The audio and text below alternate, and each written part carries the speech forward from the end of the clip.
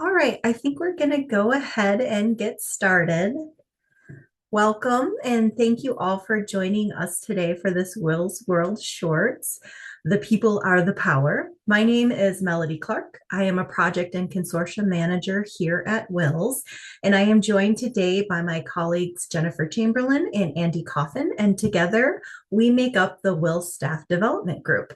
One quick side note, we will have time at the end for any questions that you may have. But also feel free to throw your questions in the chat at any time as they come to you. Just know we'll get to them at the end of the presentation. All right, so today we are going to kind of pull back the curtain on WiLS, so to speak, and share how we internally support staff. We'll give you an overview of this group, our origin and purpose. We'll explore how we work and exactly what we do, as well as share the benefits we feel this model has for our organization, the things we've learned over the years, and some tips for you all on implementing a similar model. So let's first talk a little bit about who we are and our purpose. The Staff Development Group was implemented in, I think, 2018 and was really created because of the growth of our organization. Currently, WiLS is a flat organization with all employees reporting directly to our executive director, which is a lot. And this group helped to answer the need for additional staff support for our growing organization. The group is currently made up of the executive director, Jennifer Chamberlain, and two staff members, myself and Andi Coffin. The staff development group's main purpose is to work individually with staff members one-on-one to identify and resolve challenges together. One kind of an important thing to note and a positive thing about our composition and purpose is that, with the exception, of course, of the director, members of this group are not expected to act in any type of disciplinary role or to adjust time allocations or anything like that, but instead share information about any concerns that we have with the director or our HR organization, or encourage the staff member to do so directly. But let's talk a little bit more about how we work. As I mentioned, we meet one-on-one with staff. Each staff member has an assigned staff development group member, and they meet no less than quarterly and sometimes often as every other week. I've met with a staff member weekly for a short period of time. It really depends on the needs of the staff member. So the goal of the meetings is for the staff member to be able to really share any problems, get assistance with prioritization, and really just have someone who knows what they're working on and help them be accountable. We also use these meetings as a time to review allocations, see how they're feeling with their workload, if they have any capacity issues, just general questions. But we also use this time to talk about their overall interest and general work goals. And we work through ways for them to achieve those goals. The staff development group then meets monthly. We work on various projects, which we'll get to more in-depthly in just a minute, but we also use that time to talk in kind of non-specific ways about individual challenges we're seeing and identify themes that we're hearing about. More often than not, the challenges or issues that our staff are seeing are ones that multiple WiLS staffers are facing. So the staff development group can then strategize the most effective way to tackle these challenges, whether it's just brainstorming ideas, talking things through, sharing general information with the staff, or even all the way to actually making structural or business changes. And now I'm going to pass it on to my colleague, Andi, to talk in a more specific way about what we do. Thanks, Melody. Hi, everybody. I'm Andi Coffin. I'm Communications and Consortium Manager, and as Melody said, one of the three staffers that gets the pleasure of serving on the Staff Development Group at WiLS. And I get to share with you some of the kind of practical, on-the-ground things that we've done with staff to continue to, help them have a better work experience and also demonstrate that they're valued, pieces of the business and we want to invest in them. So that's why we do all this work. And I get to talk about what that looks like in practice, but I did want to talk a little bit about how we do that work. So as Melody mentioned, ideas can bubble up from all over the place. We might hatch ideas in a brainstorm with the staff development group itself. We might hear ideas from, out in industry and nonprofit world or from our member community. We all also might learn about ideas from staff or our board, and we bring those together to talk around them and, strategize about how they might be implemented. We additionally also seek the input we need to before we do many things. Some of the things we do are less consequential, but some of the bigger ones might have impact on, the actual working lives of staff. So we want to make sure we vet those ideas with staff as needed, sometimes with our board, sometimes with our HR service. And then we move into usually, just an experimental trying out of things. So one of the core things that we do, Melody, you can pop to the next slide, are these organizational responsibilities. And these are kind of administrative, regular things that we take care of on a usual basis. One of those is that the staff development group is responsible for reviewing the employee handbook every other year. This is, our policies and procedures. I'm sure you've got one.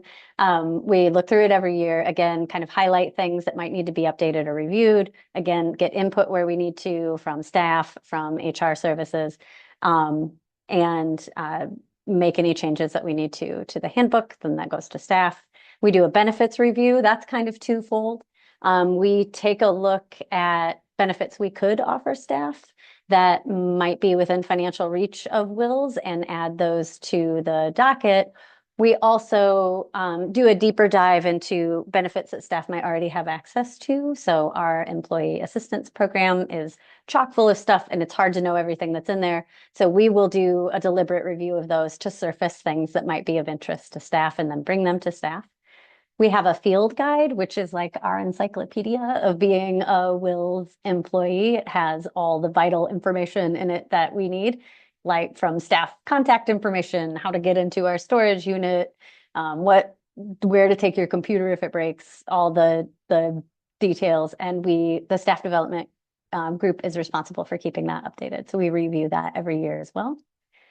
Annually, we have a staff retreat, and the staff development group does a lot of planning for that. It's a 2-day event usually, and the first day is social fun stuff, and the second day is the working day where we tackle things that are really ripe for us to be in person. As a virtual organization, we're not together very often, and so the retreat is a real opportunity for us to do big things, like think about how we need to come at our strategic plan for the next year, or how we might live out equity, diversity, and inclusion in our work in the way that we want to, or how we might revisit our organizational values to think about how we are living out those, or if they need to change. So that is the planning for that work comes also from the staff development team, again, with all the input that we're getting from individuals one-on-one, also in staff meetings and deliberate asks for input. But because we are a virtual organization and we don't have a lot of opportunities to be together, and I think we all learned from the pandemic that doing fun stuff over Zoom, it's hard to do. So part of our job as staff development group is to make sure that we're taking the opportunity with staff to do fun stuff too. This would be the equivalent of, Donut Friday, or like a once a month break room pizza party, or the things that you might do if you're in person. We don't really have the physical space to do that. So we have to get creative. And as I mentioned, the first day of our staff retreat is usually social. We get together and we do fun stuff. Our past retreat was just a couple of months ago. And for our first day, we toured the new iSchool building at the University of Wisconsin-Madison campus. We went bowling and then we went out to dinner. So these are just the times we get to be together with no work agenda, no outcomes expected. And we just get to know each other a little better. We have holiday parties. It's coming up in a week or two, our winter holiday party. We've also done obscure holiday parties. We had an Arbor Day party. We had a Groundhog's Day party, really just an excuse to get together and not have to do work together. Every month we have a coffee break. Our staff meetings, our all staff meetings are twice a month. And the second one of the month, we set aside half an hour before the meeting starts to, again, unstructured chatting time, have coffee together, really talk about what we're reading, what we're thinking about, what our kids are doing, what our pets are doing, and get to know each other better. And then the staff development group will also plan for in-person or for opportunities to get together if we're in person together. So if we are at WLA, the staff development team might plan a dinner and take advantage of that opportunity that we don't get very often. Another thing we do, we have the great honor of having a staff that really has a genuine fondness for one another and a very empathetic group that cares a lot about what's going on in folks' lives and is always really very eager to help. So the staff development group has kind of harnessed that in a couple of different ways. One is just a general sharing of experience and advice in informal and informal ways. Jen's going to talk a little bit more about this later, but we do have opportunities to connect with each other on little things like what's your favorite seat cushion that you use, to big things like how do you draw boundaries around your time when you work at home and your family's there? How do you tackle tasks that intimidate you? How do you carve out time to think big about projects when you also have to get all the little things on your to-do list done? So we'll take deliberate moments and talk about those challenges, especially when the staff development group is aware that it's a theme among staff. These are challenges that everybody's facing. We also have a sunshine fund. It is a employee contributed fund of money that is used to spread sunshine to staff members who need them. If somebody's going through a struggle or having a celebration, we might send them flowers. We might send them a gift card to their favorite coffee shop. Just a little something to let them know that WiLS is thinking about them. And because this can be sometimes, not general awareness, like everybody on staff doesn't know what everybody on staff's struggles are, and shouldn't, right? These are private things. We have a form that staff can use to suggest that somebody else on staff gets a little sunshine. And there's, not a great deal of information gathered about it, just to be, respectful of staff privacy in those kind of moments.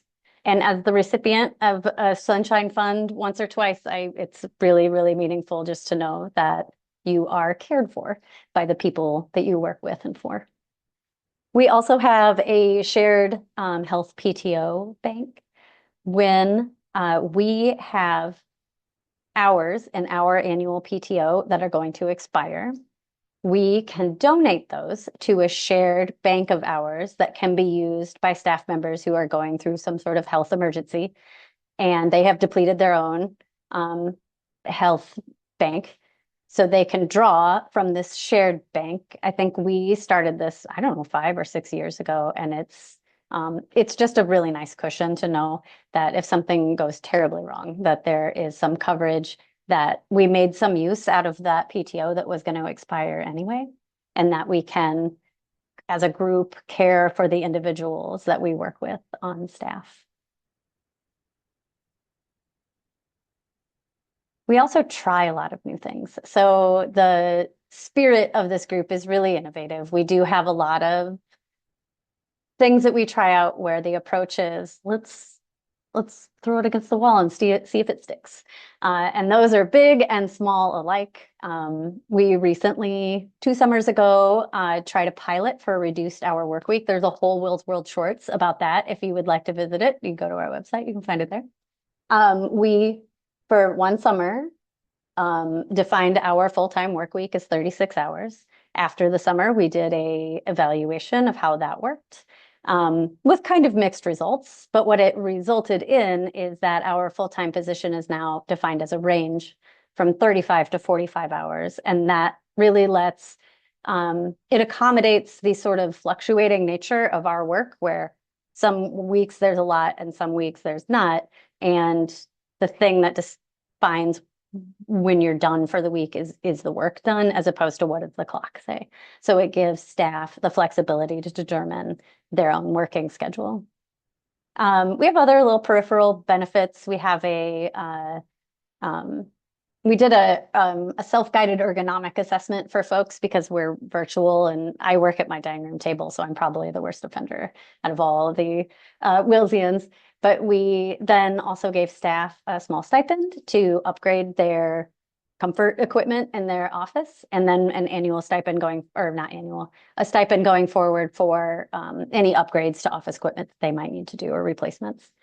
We have a volunteer time off and a pro bono program.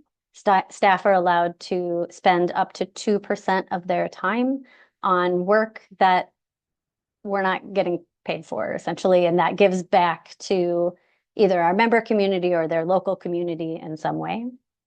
PD4U is a new thing we're just trying out. One of the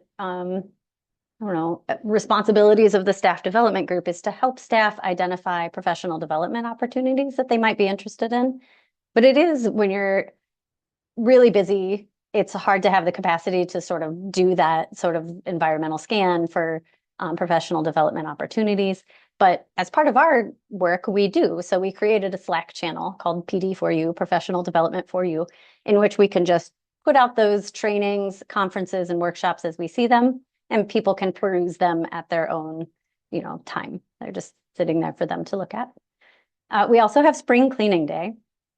This came up as a result of hearing many staff struggling to find chunks of time to do deep work. So we might have 45 minutes in between meetings, and that's not really enough time to really dig into something. So every year, the WiLS office closes, and this happens in the spring sometime, and staff are encouraged to not have any meetings.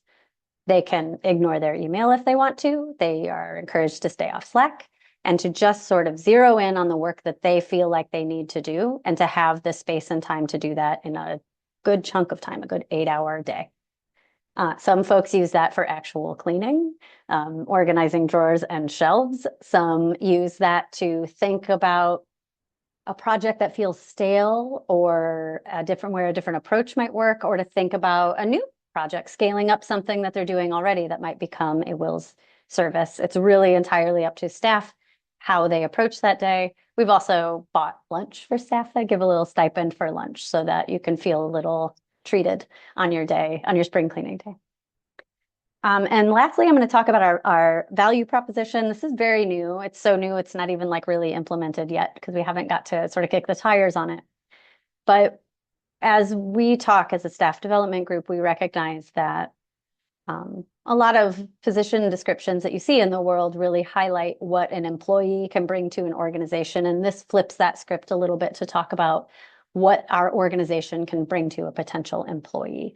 It, is deliberate and articulates our kind of cultural uniqueness in a way that we hope demonstrates to potential employees that working for WiLS gives you money and benefits, but there's more to it than that.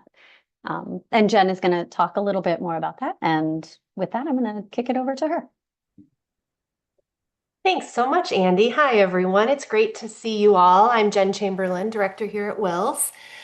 The value proposition is something we have it linked here on the slide, and later I encourage you to take a look at it. It's on our website.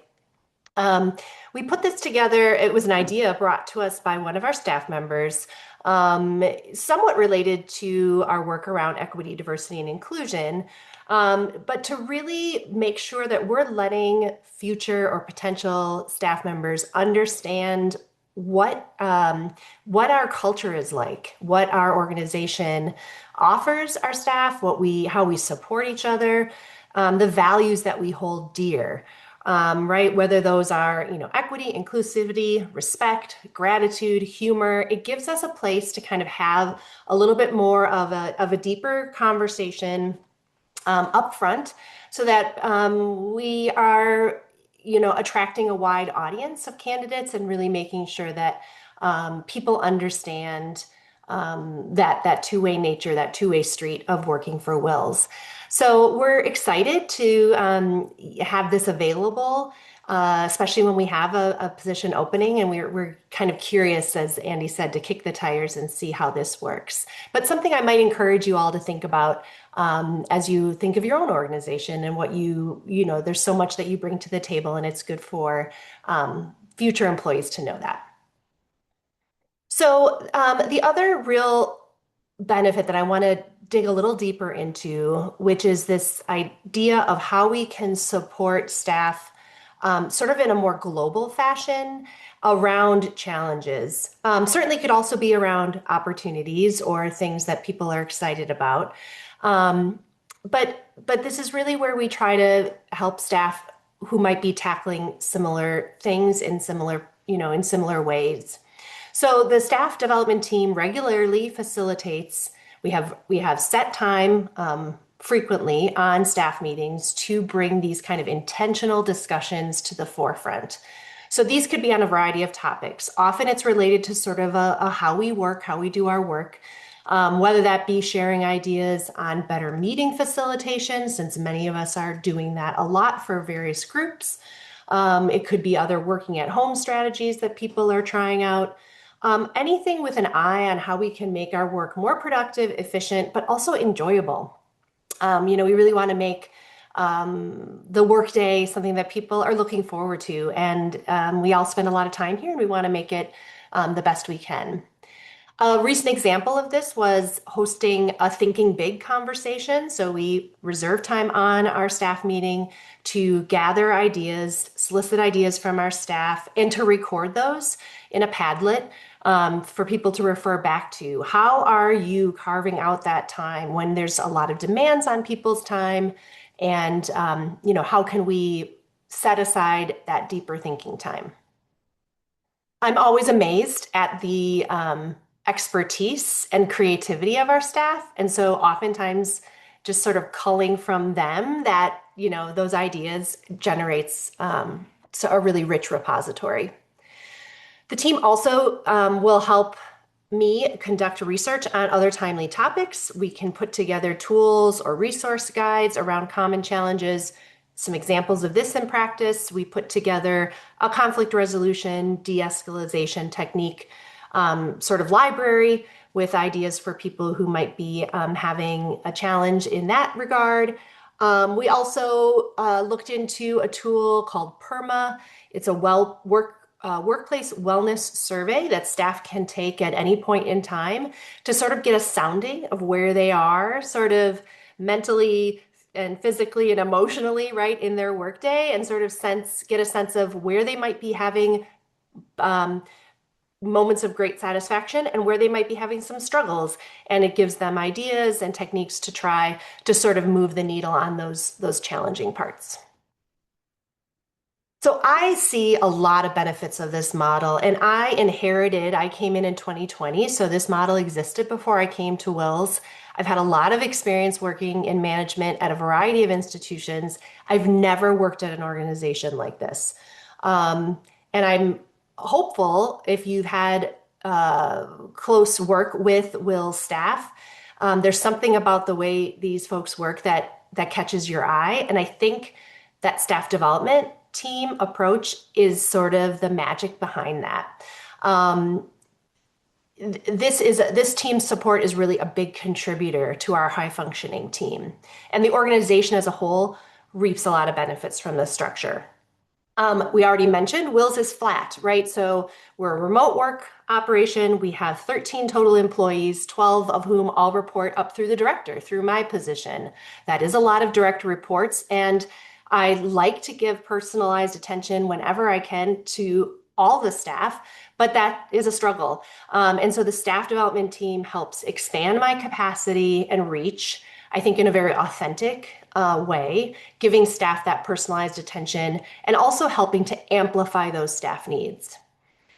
But the benefit isn't really just for me, right? And I do see a lot of benefit coming to the other members of the staff development team. So Andi and Melody, it gives them a moment in their day to have, or a moment in their week, to have some really rewarding work, to be co-partners, thought partners with their colleagues, who they really enjoy coaching and supporting. And so I think it really does bring some benefit back to them in terms of understanding, experience. And in a flat organization, this is somewhat of an advancement opportunity. It gives people just a different way to approach the organization and the work we're doing. It also helps us take that more holistic approach. We've sort of mentioned this already, but we can, if we come together as a team and start to see themes emerging, common challenges, we are able to then explore global approaches and solutions, and it encourages us to think about, are there systemic changes we can make to how we do things, and really be more efficient in sort of how we're approaching something rather than one by one by one. We talked about it, also this fostering of innovation. And I think when you give your staff permission and encouragement to set aside time in their work week or their month to think about how they're doing their work, to think about how they're taking care of themselves and others, and to think about, having that permission to carve out space to play with new ideas and approaches and bounce that idea off someone else. Only good things come from that, right? There's a lot of creativity that can kind of springboard off of that sort of intentionality. And the staff development team really makes WiLS a fun place to work. So it's just such a great thing all around. What have we learned through this? I think the learning continues, and I'm sure we don't have everything covered here, but not surprisingly, individual staff members have different support needs. So I think it might have been Melody who mentioned that it's flexible in terms of how often a staff member will meet with their mentor, will meet with their staff development team person. We want that to be driven by the staff member and respond to their needs. And it may flex over time. Sometimes they may be dealing with something a bit more challenging and want some more frequent check-ins, or maybe they're feeling like something is lagging and they'd like a little extra accountability to help encourage them to get something across the finish line. So these one-on-one meetings between the mentor and the staff member makes it easy for the staff member to drive the conversation and to set that tone. We have learned through this that communication is really important. That sounds trite. Of course, we know that that is the case, but in a remote work environment, it's even more essential. And even, thinking about kind of distilling our communication or fine-tuning and scoping the conversation has been really a helpful conversation among the staff development team. And I'll give you an example. So we use Slack, the tool that is an instant messaging tool with channels, and I'm sure many of you are familiar with that or something like it. It helps us stay connected. It's our virtual equivalent of kind of, sticking your head in someone's office door and saying, hey, you got a minute? And we started to notice that in an office of really high functioning folks with a really strong work ethic, that sometimes people were using it a bit as sort of also an accountability measure. I'm here, but I'm going to actually duck out for a minute and then I'll be back. Or I'm leaving early, but I'm going to come back later and finish this up. And that was starting to, we think, have sort of like unintentional consequences of sort of making people feel like they had to kind of be accountable to each other, again, in that sort of like punch in, punch out kind of mentality. So we, as a team, were able to kind of roll out some new guidelines and guardrails around, let's use this as a tool the way it's intended. So it tells you when someone's at their desk or not. Let's rely on that technology. Let's have the times when we're reaching out and communicating in Slack be very meaningful, rich conversations, or fun and frivolity and a time to connect, but not necessarily having people feel like it was a way to kind of report their comings and goings. We also have decided to silence Slack when we're outside our work hours. So we know people are working beyond our work hours, but out of courtesy for colleagues, You would never in a physical office environment, you probably wouldn't call someone on the phone at home after they've left for the day. So Slack, can interrupt people kind of beyond their workday, and so we want to keep that silent when the office is sort of officially closed.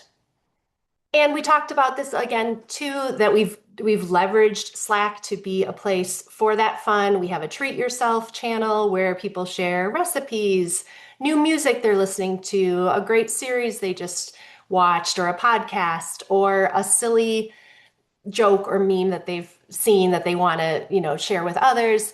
We have that PD for You channel, which gives people a heads up on opportunities that they may be interested in for their own personal growth, and a water cooler channel, which you can imagine is just, all that stuff, fun stuff about family and chit chat about what's happening out in the world. And that's important to keep those going.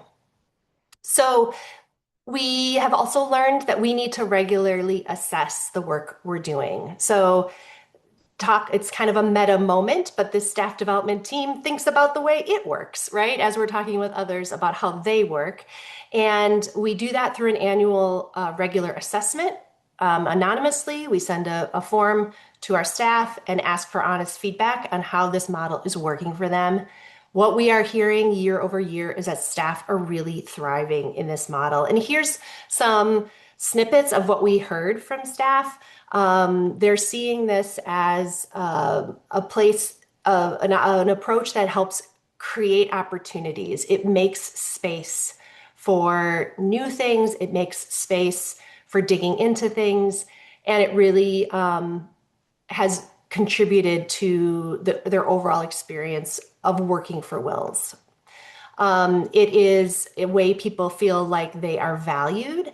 They recognize that it's the little things that are so meaningful, and it helps them know that they always have a place to vocalize when they need help and when they need extra support. And for me, that's a huge win, to know that people are given the space and that window of opportunity to step up when they need help. Is so crucial to a well-functioning team. So I'm just really delighted with what we're hearing from staff and how this work is going. So I'm going to turn over to Melody, and she's going to talk a bit about how you can implement this within your own structure.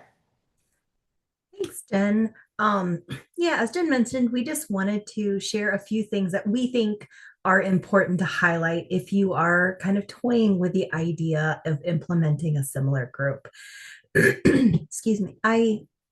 I think the most important one is that members of the staff development group, or whatever you choose to call it, need to have the time allocated to do the work. We have about 1 to 2 hours per week that we have allocated, but that work does ebb and flow. So flexibility is also really important and to keep in mind.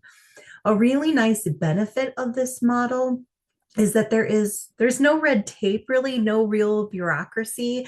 So keeping the structure and purpose of the group simple so that projects or pilots can be tried out and played with is critical. And speaking of trying new things, if you do implement a similar group, encourage and create a spirit of innovation. Jen kind of talked a little bit about this. This really can be an opportunity for you and your organization to try new things in a pretty low stakes way. We've tried a lot of different things. I think Jen, or maybe both Jen and Andi, mentioned we did the 36-hour work week pilot last summer. We've been able to try a lot of little pilots and projects that because it's just this flexible flexible group. There's just no red tape, and so keep that in mind. Try to keep it simple. You also want to really foster your peer-to-peer relationships. Allow for that one-on-one time.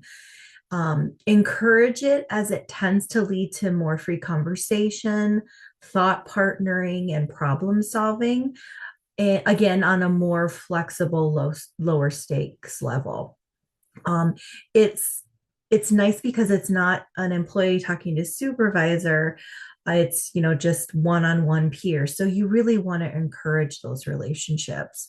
And finally, if you do try it, be patient with it and with your staff. It may take time for folks to begin to feel comfortable in these one-on-one meetings. Relationship building takes time. So you want to give it time. And the more that time you allow, and the more you give it and nurture it, it'll grow. So with that, I think we now have come to time for some questions. I don't think we've seen anything in the chat, but please feel free to unmute and ask your questions. We would also be very interested in hearing staff support techniques that have worked for you all in your organization as well. Does anyone have any thoughts they want to share?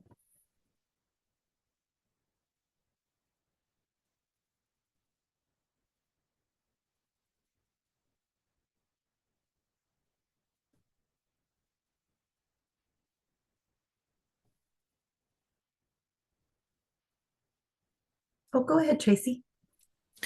I just have a question for you. This isn't necessarily a technique that we've used, but I love all of the things you shared today. I just had a question about like how you approach the board with offering, all these perks and benefits and things that make it a great place to for employees to work. Like what kind of messaging or what's your strategy with the board? I think that question's probably for me. Many of the benefits we've talked about tend to have, they don't always have a monetary commitment behind them. But I bet you're thinking about the 36-hour work week. So that's maybe where this question might be coming from. Our approach with the board has been honestly bringing to them the research that we have done, right? The 36-hour work week is really based in the 4-day work week research. You've probably heard about that happening kind of on an international scale.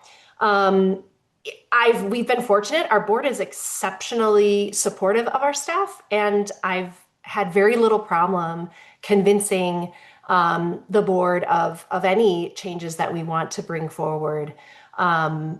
So I'm not certain I have a really great nuanced answer to that, except we're very, very communicative and make sure that they understand if we want to make changes. The employee handbook is something that they always do the final review on.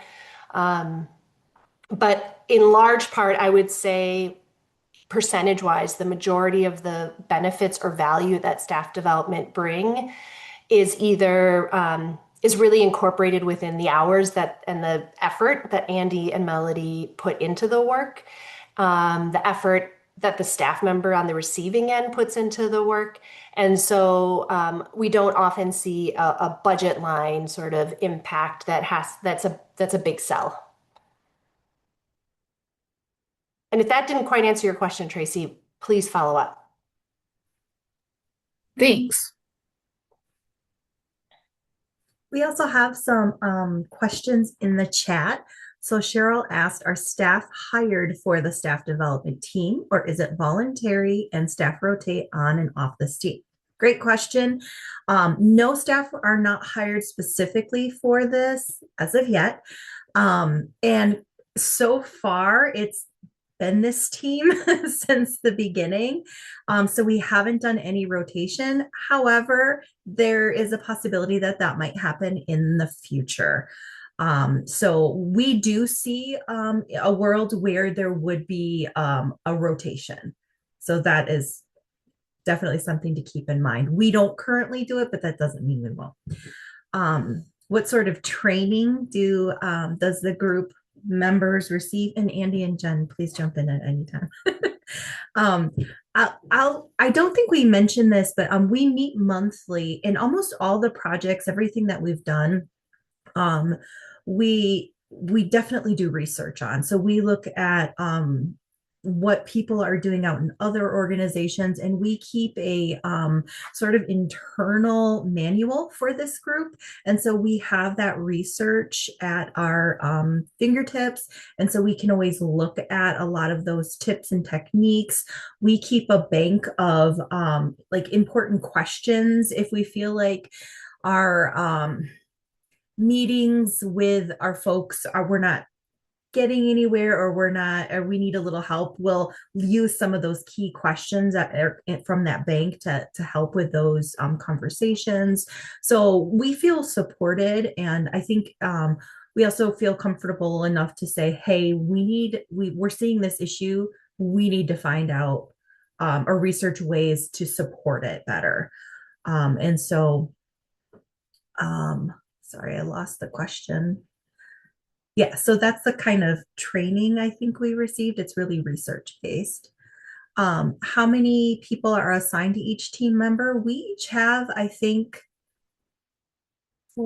five people. And that includes like one another. So I am a staff development group member, but Andi is my staff development group member. So I get to meet with her and talk through all my problems. And so we also have we also meet with one another, which is really helpful. So we are on both sides of this process as well. And do team members go please, Jen. Melody, I'm sorry, I just want to jump in and say I have a staff development person. So Melody meets with me, and I have that opportunity to talk about what I'm struggling with and what I need help with. And if for those on the call who are directors, I think you can think about how wonderful and valuable and delightful that time is. It's also uncomfortable at times because who really wants to talk about themselves and their own work? And right, you're supposed to, as the director, have it all figured out. And so there's a vulnerability there, but it's been a really rich experience for me to have someone checking in on me. And then I think there was one other question that Cheryl had, and that was, do team members report back on how mentoring to their mentoring to Jennifer, and how does that affect open relationships or affect relation openness? Again, we do try to, when we hear things, we try to generalize them and kind of not talk about them in non-specific ways, like, hey, I'm hearing this. If it's something that we feel like is disciplinary, or even if we have a major concern about that person, we will let that person know.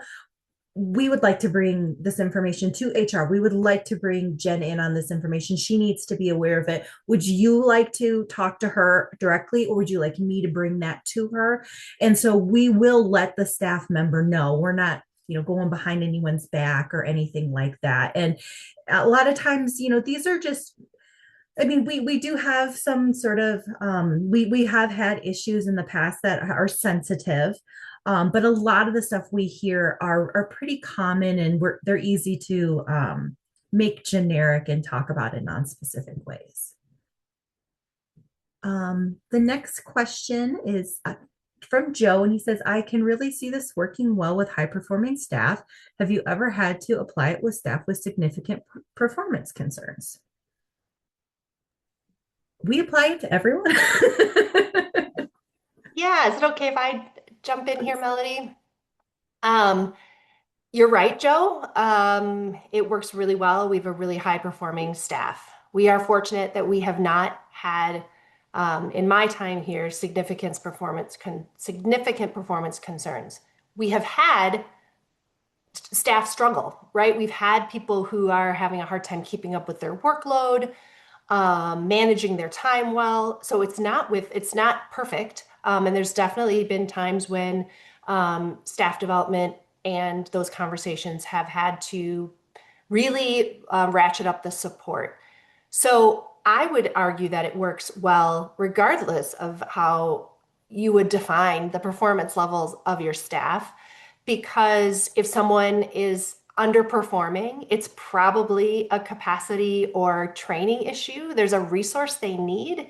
And what better way to do that than with one-on-one attention and not letting people sort of get lost in the shuffle, right? Or slip through the cracks. So I imagine it would work really well, and perhaps maybe not let things get to a significant performance issue because they have that kind of tailored support all along. I don't know, Andi or Melody, do you want to add more to that? Yeah, I think the initial point of those one-on-one meetings are really how they're structured. It really depends on what the need of the employee is, and that flexibility lets us address those things. It's maybe it's more, we spend more time on task management. It's more really just in the weeds. How are you managing your projects? How can we make sure that you're staying, on top of your work and maybe meet more frequently? So we have the flexibility to address, I'm not going to say performance issues so much as like when staff are struggling with capacity, we have the flexibility to change how we approach it.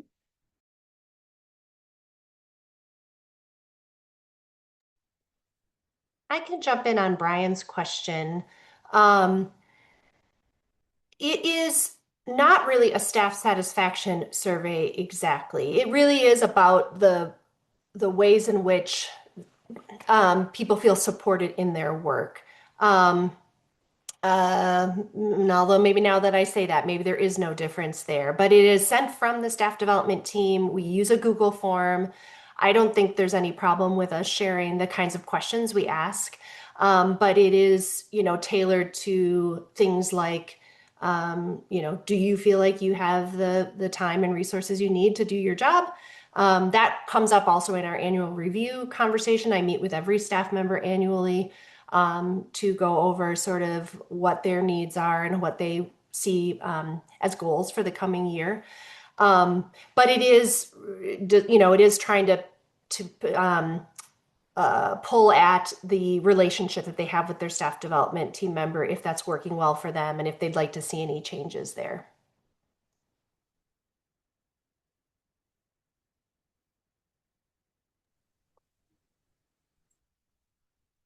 There is another question there from Ashley, who so appreciates the thoughtful, intentional work that WiLS does to create a psychologically safe workplace. Thanks, Ashley.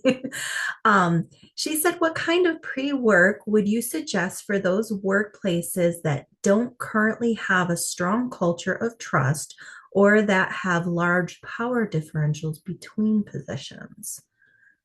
That's a fantastic question. Um, Jen, do you want to? I see your Yeah, I hand. mean, I can imagine, yes, we understand that sort of we have using the plant metaphor, we have the soil and the fertilizer and the environment. We have sort of a perfect little greenhouse here to do this kind of structure. Um, if there's any way within your organization that you can find peer groups, that's where I think it is helpful. And I will tell you, I'll pull back the curtain and tell you about the one thing with staff development that I wonder sometimes how it works. So I'm a member of the staff development team. I'm curious sometimes to know, are the conversations I have with staff members, how different do they look than a conversation they may have with Andi or Melody? Um, all in all, we have talked about it and we have a sense that those staff members are still getting what they need. But certainly you could see ways in which those conversations might have just a little different flavor than the other. So, if you have a larger organization where you do have sort of these power differentials, maybe you don't have people participating who are at a supervisory level in the structure. Maybe it really is sort of a lateral kind of setup so that peers are talking to peers. It could be across teams. There's something I think really great when Melody, for example, meets with a staff member on the co-op team. She doesn't work on the cooperative purchasing team. She doesn't really know a lot about that service area, but it gives her sort of an unbiased perspective, and she can think more just about dynamics and strategies to do work. And it doesn't have to be terribly influenced by the actual work that happens on a daily basis. So if you had a larger organization and were able to set up peer-to-peer mentoring that would be cross teams, but not supervisor to supervisee. I think that would be the best. Andi or Melody, did something come to your mind on that? This is not, Ashley, excellent questions, and it is not our experience. So I'm sort of just pulling, like, imagining such a world for us. And I do think there are two kind of foundational elements of the staff development work that we do that would be applicable anywhere. And I think those two things are intentionality and transparency. And so if you are struggling against a staff culture that doesn't have a lot of trust built in or has these power differentials, I mean, and this might be my WiLS organizational culture bleeding through here, but my thought would be to be very direct, that we are intentionally doing work to address those things, and then to be very transparent about the work that is happening, because transparency will foster the trust. But I'm just saying words here, like that is not what we live, but these are the things I think that are general enough that have made the staff development work that we do successful with WiLS staff. I agree. I was thinking the same, something very similar. Transparency for sure, I think is super important so that everyone understands the all aspects of it.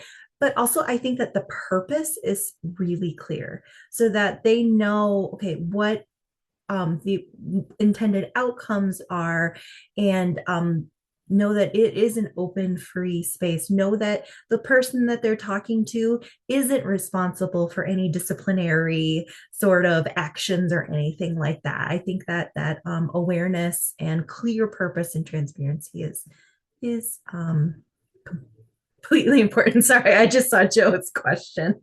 What font did we use for our slides? Oh, Andi just put it in there. That is from Canva.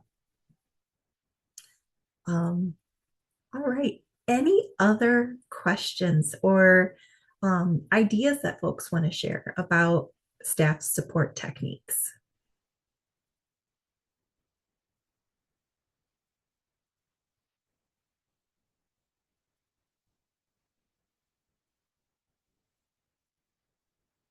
All right.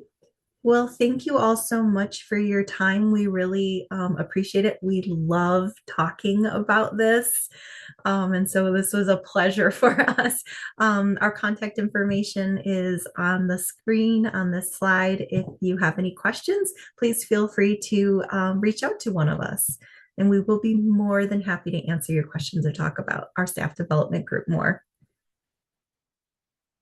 All right. Thanks, everyone. Have a wonderful rest of your Friday and a great weekend.